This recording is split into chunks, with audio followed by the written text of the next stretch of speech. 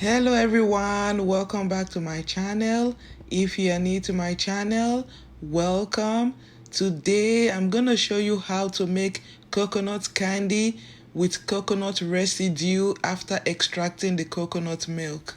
I recently made coconut rice. After extracting the coconut milk, I decided to use the residue to make coconut candy. You can also use the residue to make coconut flour if you want. This is what mine looks like because it was finely grated. Yours could have a different size or texture depending on how it was grated. The coconut flakes have a lot of moisture, so it is very important to spread them out so that they can dry up easily. So the first thing I'm going to do is to try to reduce or remove all the moisture.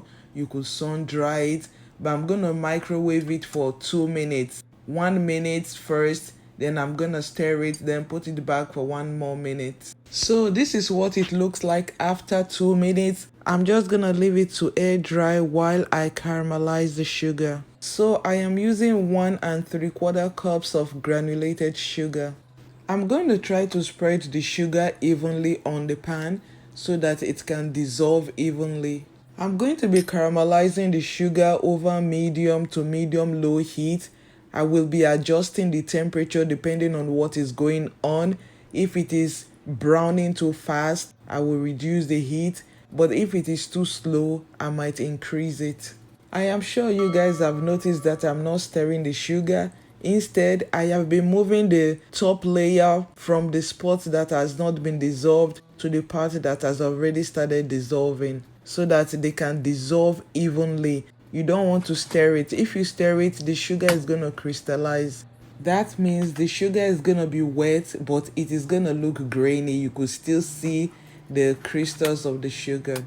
You also have to be careful because after a while of not stirring it, it might start to develop a very dark color, and that shows that the sugar is already burning. We're not making burnt sugar, we're just trying to caramelize the sugar. So you have to stir it before it gets to a certain stage where the sugar is completely burnt. So by stirring it, it's going to help the sugar dissolve completely. Whenever you're caramelizing sugar, you need to babysit it. If not, it can burn easily. And when the sugar burns, the coconut candy is going to be bitter.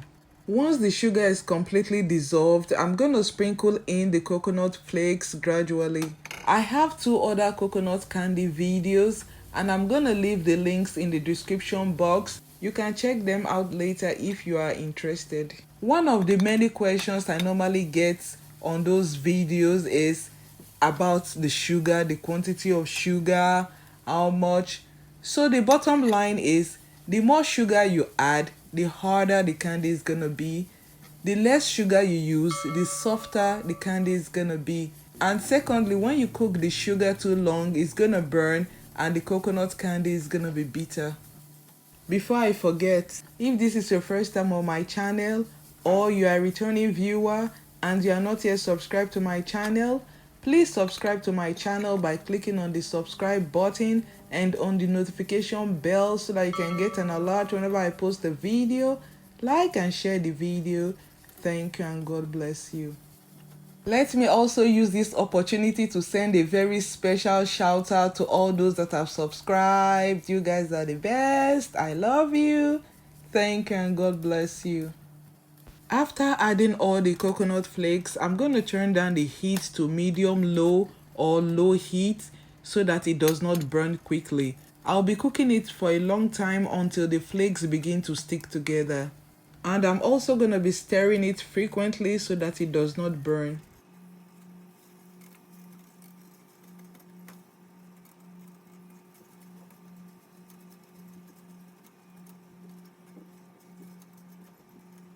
I have been cooking it for a while now. It is about 20 minutes. Remember I told you that I lowered the heat, so I have been cooking it slowly. As you can see, I am checking to see if the flakes are sticking together. They are, and you can even tell from the color it has changed a lot. It is darker, so it is ready. So I'm gonna pour it into a tray and let it cool down so that it will be very easy for me to mold it into any shape or size. Do not let it cool down completely before you mold it into any shape you want. If not, it is going to retain the shape it cooled down in.